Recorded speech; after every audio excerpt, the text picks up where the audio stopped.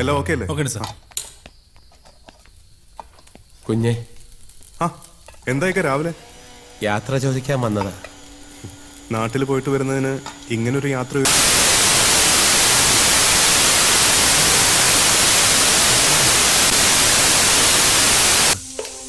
കടങ്ങളൊക്കെ ഒരുവിധം തീർത്തു. ഒരു കൊച്ചു വീടും പണിതു. അടുത്ത ആഴ്ച വാടക വീട്ടിൽ നിന്ന് ഉമ്മയും കൂട്ടി അങ്ങോട്ട് മാറണം. നന്ദിയുണ്ട് കുഞ്ഞെ, ഒരുപാട് നന്ദിയുണ്ട്. എല്ലാം ദൈവത്തിന്റെ അനുഗ്രഹം, അങ്ങനെ കരുതിയാൽ മതി. പടച്ചോനെ നമ്മൾ ആരും കണ്ടിട്ടില്ല, എന്നാൽ പടച്ചോൻ നമ്മുടെ ചുറ്റിനുമുണ്ട്, മനുഷ്യനായിട്ട് തന്നെ.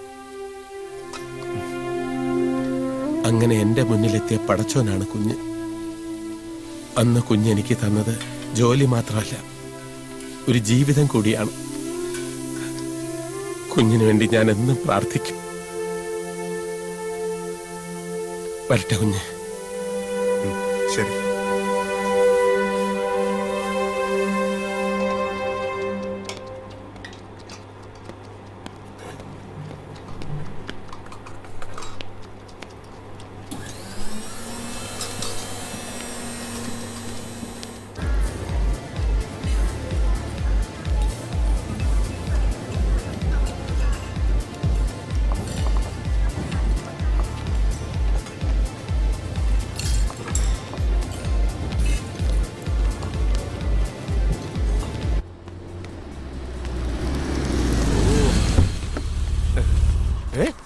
പുള്ളിക്കാരൻ വന്നില്ലേ? എത്ര മണിക്കാ ഇനോഗ്രേഷൻ? 10:30. ഇപ്പൊ എത്ര മണിയായി? 7:30. ഇപ്പോഴേ ആളെ ഇവിടെ കൊണ്ടിരുത്തണം. വേണ്ട. അല്ല അതെ, സമയത്തിനൊക്കെ വരുവോ? സിനിമാക്കാരാ, ആർക്കറിയാം. അതെ, ഗസ്റ്റുകൾ ഒരുപാട് പേരുണ്ടേ, അവരൊക്കെ തിരക്കുള്ളവരാ. ഇന്നലെ നാട്ടിൽ നിന്ന് വന്ന കുക്കിന് താമസിക്കാൻ സ്ഥലം റെഡിയായോ? ഇല്ല, തൽക്കാലം എന്റെ കൂടെ നിൽക്കട്ടെ. 2 ദിവസത്തിനുള്ളിൽ ശരിയാക്കി കൊടുത്തോളാം. എന്നാലേ ആ വക കാര്യങ്ങൾ മാത്രം നോക്കിയാൽ മതി. ബലൂൺ എടുത്ത് വേഗം ഒട്ടിക്കാം. ഗസ്റ്റുകൾക്കെല്ലാം ഒരു ഗ്ലാസ് നേർപ്പിച്ച രസം. 10:30 മണിക്ക് ഇനോഗ്രേഷൻ. അത് കഴിഞ്ഞാൽ meeting, matter of half an hour. 12 മണിക്ക് ഇല നിർത്തണം. നമ്മുടെ ലിസ്റ്റിലുള്ള ഗസ്റ്റുകൾക്ക് മാത്രം സ്പെഷ്യൽ ടൈം. പിന്നെ ഫോട്ടോ എടുക്കാനൊന്നും ആരും തിക്കി തിരക്കരുത്. അതെ, ചേട്ടനോടാ പറഞ്ഞത്. അതിനൊക്കെ നമുക്ക് സമയമുണ്ട്. ബാക്കിയൊക്കെ ചാക്കോ പറയും. ശരി. അല്ല അതെ, ഞാൻ കൂടെ വരണോ? ചേട്ടൻ ഇവിടെ നിൽക്ക്. ആളുകളെ വധിക്കാൻ ഇവിടെ ആരെങ്കിലും വേണ്ടേ? എന്റെ സ്വഭാവം മാറ്റും. നാരായണ,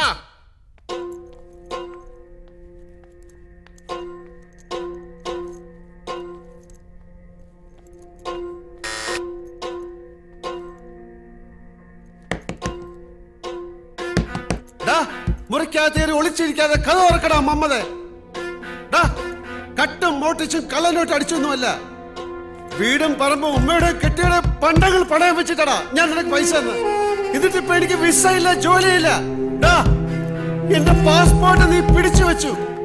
ഹറാം പറപ്പ് കാണിച്ച നാടും ഗൾഫും ഒരുപോലെ ഈ അബ്ദുവിന് കുത്തി മലത്തും ഞാൻ.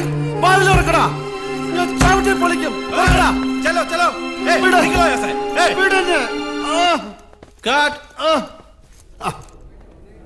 Okay okay.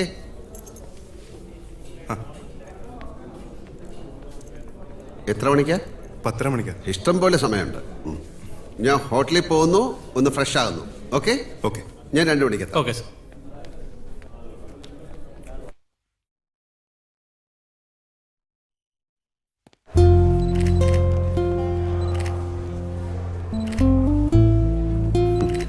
All the best.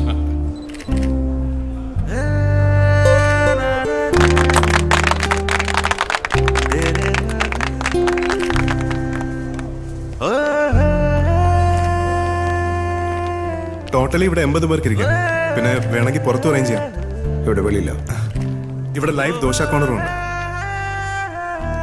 ഇതാ മെനു കാർഡ്. മൾട്ടി ക്യൂസിൻ ആണ്. ഇന്ത്യൻ ഉണ്ട്, മെക്സിക്കൻ ഉണ്ട്, അങ്ങനെ കുറച്ച്. Well done, very good. ഇനി നല്ല ദോശ അടിക്കാലോ.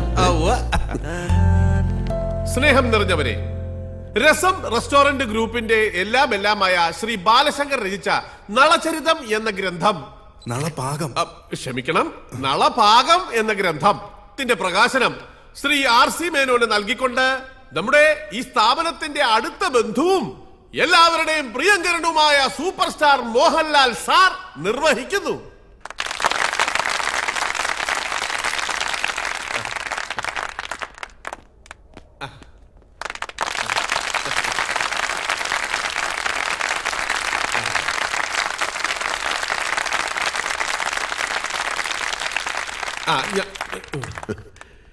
നളചരിതമാണോ നളപാകമാണോ എന്ന് ഗോവിന്ദൻ ചേട്ടനൊരു സംശയം. ഒരുപാട് വായിക്കുന്നവർക്കുണ്ടാകുന്ന സംഭ്രമം അല്ലേ? മേനോൻ ഇരിക്കൂ. നളനാണ് പാചകത്തിലെ ഏറ്റവും വലിയ നിപുണനെന്ന് പുരാണത്തിൽ പറയുന്നു. ആ നളന്റെ പാകമാണ് നളപാകം. അതുകൊണ്ട് തന്നെ പാചക വിധികളെക്കുറിച്ച് വിശദമായ പരാമർശങ്ങളുള്ള ഈ ഗ്രന്ഥത്തിന് നളപാകം എന്ന പേര് ഏറ്റവും ഉചിതമാണ്. ഈ പുസ്തകം മറ്റ് പല വിദേശ ഭാഷകളിലേക്ക് വിവർത്തനം ചെയ്യാനുള്ള ഏർപ്പാടുണ്ടാക്കണമെന്ന് ഞാൻ ബാലുവിനോട് പറഞ്ഞിട്ടുണ്ട്. മലയാളത്തിൻ്റെ രുചിക്കൂട്ടുകളുടെ സൂത്രങ്ങൾ ലോകം മുഴുവൻ അറിയട്ടെ എന്നുള്ളതുകൊണ്ടാണ് ഞാൻ അങ്ങനെ പറഞ്ഞത്. പാചകത്തിൽ അസാമാന്യ വൈദഗ്ധ്യവും ഗവേഷണവുമുള്ള ഒരു തിരുമേനിയുടെ മകനായി ചിലപ്പോഴൊക്കെ അച്ഛൻ്റെ കൂടെ പോയി കണ്ടു നിന്ന് ഒടുവിൽ ബിടെക് കഴിഞ്ഞ് ഒരു തൊഴിൽ അന്വേഷിച്ച് നടന്ന ബ്രാഹ്മണ യുവാവ്. ഈ നിലയിലെത്തിയ കഥ ബാലു നല്ല ഭംഗിയായി തൻ്റെ പുസ്തകത്തിൽ വിവരിച്ചിട്ടുണ്ട്. ഇവിടെ നിന്നിറങ്ങുന്ന ഒരു മാഗസിൻ സീരീസായി അത് പ്രസിദ്ധീകരിച്ചപ്പോൾ നിങ്ങളിൽ പലരും അത് വായിച്ചിട്ടുണ്ടാവാം. പക്ഷെ കഥയിൽ പറയാത്ത ചില കാര്യങ്ങൾ,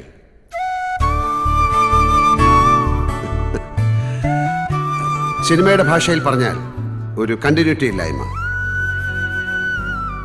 താൻ ഒരുപാട് സ്നേഹിക്കുന്ന പലരുടെയും സ്വകാര്യ ജീവിതത്തെ ബാധിക്കുമെന്നുള്ളത് കൊണ്ടാകാം ബാലു അത് ഒഴിവാക്കിയത്.